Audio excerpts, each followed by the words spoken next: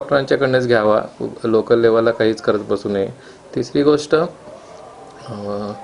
फार डिस्टन्स खूप लांब असेल आणि समजा आता एखाद्याला शेतामध्ये आहे तर अशा वेळेला डिस्टन्स हा असेल तर तुम्ही त्याचा जो जवळचा पार्ट आहे त्या ठिकाणी बांधून ठेवू शकता. म्हणजे इमोबिलाइज ठेवायचा हँड आणि रिस्ट्रिक्शन्स ठेवून जवळ प्रॉक्झिमल पार्टला टॉर्निकेटसारखं बांधून ठेवून तुम्ही लवकरात लवकर तो पेशंट शिफ्ट करून घेऊ शकता. फक्त तेवढंच करून हलवणे हा सगळ्यात त्याच्यामागचं हे. आणि ASV लवकरात लवकर मिळायला पाहिजे, ह्याच्यासाठी कंपल्सरी पाठपुरावा घेतलाच पाहिजे.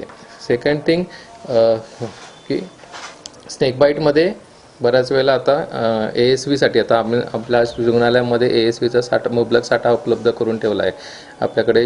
कारण आता या पावसाळ्या सीझनमध्ये नंबर वाढण्याची शक्यता वाढते. तर त्या अनुषंगाने जितक्या आपल्या सायमल्टेनियसली त्यांना आपल्याला हे पण लागतं, म्हणजे स्नेक बाईट्समुळे जे ब्लड जाणे, ब्लिडिंग टेंडन्सी वाढणे, अशा पेशंटमध्ये जरासं कॉम्प्लिकेशन वाढू शकतात. तर मग घाबरून न जाता आय थिंक एकच महत्त्वाचं आव्हान आहे की स्नेक बाईटला कुठल्याही घाबरून न जाता लवकरात लवकर त्याला ASV मिळेल याची काळजी घेतली पाहिजे. आणि ते ग्रेडिंग डॉक्टर ठरवतात, माइल्ड आहे, मॉडरेट आहे का सिव्हिअर आहे. आणि स्नेक्ससुद्धा आयडेंटिफाय केला तर अजून जास्त ट्रीटमेंट देता येते, म्हणजे तो कुठल्या कॅटेगरीमध्ये आहे. ठीक, बऱ्याच वेळेला पॉयझनस आणि नॉन पॉयझनसमध्ये डिफरन्शिएट होतो. आपण नॉन पॉयझनससुद्धा जसे जे पाण्यातले असतात विरुळे वगैरे ते नॉन पॉयझनस पकडले जातात, पण त्यालासुद्धा आपण घाबरून बऱ्याच वेळ पॅनिक होऊन जातो की हे झालं. पण तशा गोष्टीला पॅनिक न होता तुम्ही फक्त जवळच्या शासकीय रुग्णालयामध्ये ASV मिळेल यासाठी प्रयत्न राहा. कुठेच काही अडचण आहे तर स्ट्रेट अवे तुम्ही CPR रुग्णालयामध्ये डायरेक्ट आलात तरी चालतं. आपल्याकडे 24 तास कॅज्युअल्टी उपलब्ध आहे, 24 तास ASV मिळतं. असं नाही आहे की फक्त सकाळच्याच पिरियडमध्ये मिळेल. त्यामुळे लवकरात लवकर ASV देणं हे एकमेव त्याच्यामागचं ट्रीटमेंट उपलब्ध आहे स्नेक बाईटसाठी. आणि जे आपले बरेचसे ज्याच्यामुळे स्नेक बाईटमुळे डेड होऊ शकतात, वाचत नाही, मृत्यू होणे, हे आपण प्रिव्हेंट करू शकतो, त्याचं प्रमाण घटवू शकतो.